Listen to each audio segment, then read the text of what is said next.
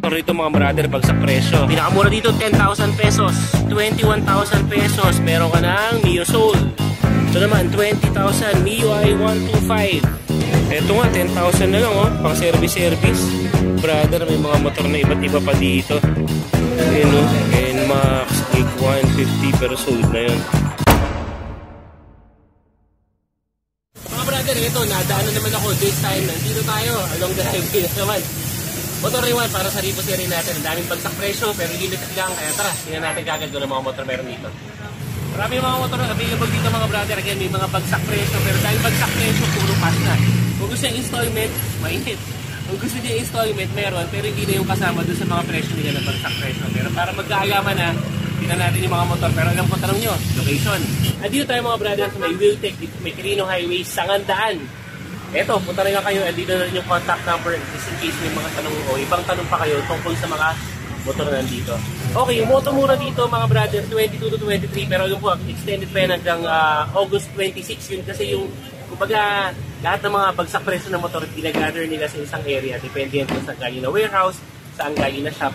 Paredo na, isang puntahan na lang. Tara, tingnan natin kung ano mga available ng motor dito. O, simulan natin, ito yung mga motor na available ngayon mga brother. Tingnan na lang natin, again, lahat ng motor dito mga brother, sa tulad naman sa lahat ng mga Ripo warehouses, puro mga as is, where is. Pwede mo i-check, pero kumbaga, kung aayusin yan o hindi, basta kung paano ang kondisyon na makita mo sa motor, yun yung katulad nito. TVS 1XR, actually hindi ito TVS 1XR eh. Mali lang yung tagging, pero ano to, ito yung TVS XL 100. 10,000 pesos, mali lang yung tagging na yan. Parang ito mga to, ayan. Ito TVS XL 100 din yan. Saka isa XL 100. So, itong mga motor na ganito, nagva-vary from 10,000 all the way hanggang 15,000 pesos. Ito yung ano, ito yung mukhang e-bike. Ayan o. So, scooter talaga to, wala tong cambio. Ito na yung pinaka-footboard niya. Ay, ano yun? Saktuhan lang talaga, pero kung gusto mo nang wala, pang service, di ka naman masyadong maselan pagdating sa forma, well, ito sa'yo. Next naman natin, ito yung mga Honda Beat ng TVS. Ito yung TVS DAS. Yan. Tingnan mo yung forma, di ba? Scooter siya mga brand. Mga ano to eh. 110cc. Itong isang to, nagkakahalaga na lang ng 15,000. Tutusin ang ayos pa nito. Buo yung kaha, malinis, yung shocks, hindi mga kalakalawang. Tapos, pati yung dito, ilaw, ayun, ang ganda pa, malinis pa. Valve type, okay pa yung fairings. Para matansan yung mga brad, sakyan ko konti. Ayan, oh. Parang Honda Beat, yung style niya. Ito naman yung isa, 16,000 pesos naman to, dito sa Isling, para dito sa isa. Yan, ito may mahigit sa 7,000. Buo rin, malinis pa rin, oh. May mga konting decals lang, okay yung gulay board, yung shocks, yung gulong makapal pa. Ayan, oh. Okay pa yung gulong sa halagang 16,000 pesos. TVS DAS pa rin to, mas mataas na ng konti. Itong isa na to, 22,000 pesos. Tapos itong isa naman, 14,000. Although ito yung sinasabi natin, tingnan mo, ayan o, nakahiwalay na yung fairings, butas-butas na yung upuan. Tapos yung mga tama dito. Ito yung ano mga brad, ito yung sinasabi natin na i-check mo talaga para sigurado yung bibilin mo. Quality kasi nga, as is where is.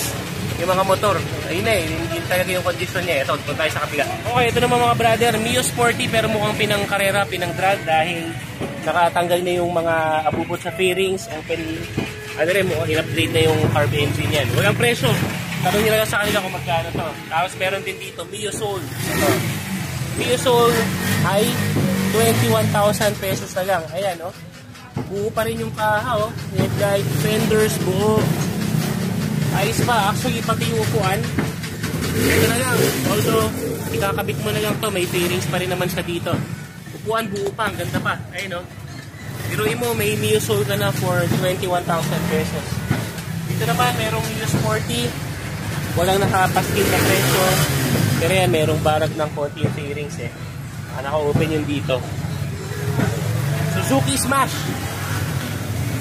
21,000 pesos para sa Suzuki Smash. Ito namang isa, 16,000. So, again, check mo na lang yung quality kung okay. Tapos, tingnan mo kung talagang sa tingin mo kaya mong ma-repair ng ano, hindi ka masyadong gagastos. Kaya yan. Medyo mahihil yung mga brother kasi